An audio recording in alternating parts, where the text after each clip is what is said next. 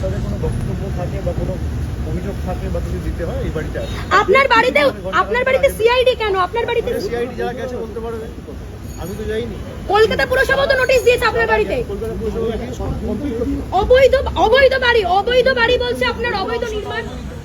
Kolkata পুরসভাকে notice যারা দিয়েছে কর্তব্য যাচাই করে যারা এই খবরগুলো সিলেক্টিভ মিডিয়াতে লিক করছে, একটা নোটিশটা দিয়ে চলে গেলাম যে এই অংশটা অবৈধ, আমি তো বলতে হবে। আমার কাছে ভিডিও রয়েছে, তারা নোটিশে লিখেছে যে enclose please file brief of deviation. সেখানে আমার ডিভিয়েশনের কোন অংশটায় ডিভিয়েশন রয়েছে, কি ব্রিফ রয়েছে, তার অ্যাটাচমেন্টটা কোথায় সেটা তো দেয়নি। আমি এ নিয়ে মামলাও করব, আমার অধিকার রয়েছে, বিচার ব্যবস্থার দ্বারস্থ হব এবং যা লিখিতভাবে আমার যা রিপ্লাই ছিল আমি দিয়েছি, জানিয়েছি।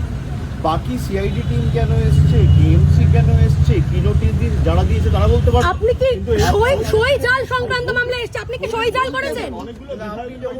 দাঁড়ান, আপনি প্রশ্ন করলেন রিপাবলিক বাংলার সাংবাদিক যে কেন সিআইডি দিয়েছে, কেন সিআইডি আপনার কাছে এসেছে। এবার আপনি বলছেন সইজাল মামলা এসেছে, নোটিশ আমি পাইনি, আপনি জেনে গেছেন কেন এসেছে। তাহলে আপনারা যখন সবকিছু জানেন, সিআইডি যখন বলেই দিচ্ছে তখন আমার তো বলার কিছু নেই। আপনি আমাকে প্রশ্ন করলেন যে কেন সিআইডি আপনার বাড়িতে এসেছে, এবার আপনি আমাকে বলছেন সইজাল মামলাতে এসেছে। তাহলে আপনার বিরুদ্ধে যে অভিযোগ, আমার বিরুদ্ধে যে অভিযোগ, আমাকে নোটিশ দেবে, আমি আইনত লড়াই করব। সিআইডি কি, এদের ইডি সিবিআইয়ের কাছে আমি মাথা নত করিনি। এদের 10 পুরুষও যদি চায় না যে আমাকে সিআইডি দিয়ে, কেএমসি দিয়ে বাড়ি ভেঙে, ঘর ভেঙে, অফিস ভেঙে, আক্রমণ করে, মাথায় আঘাত করে, যা ইচ্ছা এরা চেষ্টা করুক, আমি তোমার ছেলে নেই। আপনার দলের বিধায়করা বলছে আপনি সই জাল করেছেন।